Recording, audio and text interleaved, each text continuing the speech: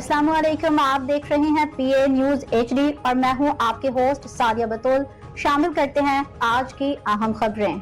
खबर शामिल करते हैं चेयरमैन साहिवाल रिजवान नसीर जताला से। अगस्त में मुलाजिमीन और तलबा की मौजें, छुट्टियां ही छुट्टियां। पाकिस्तान में सरकारी और निजी इदारों के मुलाजिमीन समेत तलबा के लिए अगस्त छुट्टियों की खुशखबरी का महीना बन गया। पाकिस्तान में सरकारी और निजी इदारों के मुलाजिमीन समेत तलबा के लिए अगस्त छुट्टियों की खुशखबरी का महीना बन गया है। यौम आज़ादी के हामिल इस माह में सरकारी तातीलात और हफ्तावार छुट्टियों की वजह से बहुत से अफराद को मामूल से ज़्यादा आराम का मौका मिलेगा। 2026 के कैलेंडर के मुताबिक अगस्त में 2 वफाकी सरकारी तातीलात मुतवक्की हैं।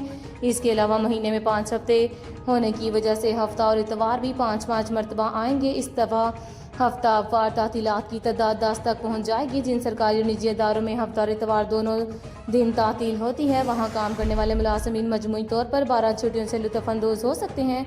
दूसरी जानब ऐसे दफातर जहाँ सिर्फ इतवार की छुट्टी होती है, वहाँ मुलाजमीन को 5 इतवार और 2 सरकारी तातीलात मिलाकर 7 दिन की छुट्टी मिलने का इम्कान है। अलावा अज़ीं इस साल अगस्त में दूसरी आम तातील ईद मिलादुन्नबी के मौका पर होगी। मौजूदा कमरी हिसाब के मुताबिक ये तातील 25 अगस्त को मुतवक्की है। ताहम इस्लामी महीनों की तारीखें चांद की रवायत से मशरूत होने की वजह से इसमें तब्दीली का इम्कान भी है। अगर यकम रबीउल अव्वल 15 अगस्त को हुई तो 12 रबीउल अव्वल 26 अगस्त को होगी, जिसके नतीजे में ईद मिलादुन्नबी सल्लल्लाहु अलैहि वसल्लम की तातील बुध के रोज़ बढ़ेगी।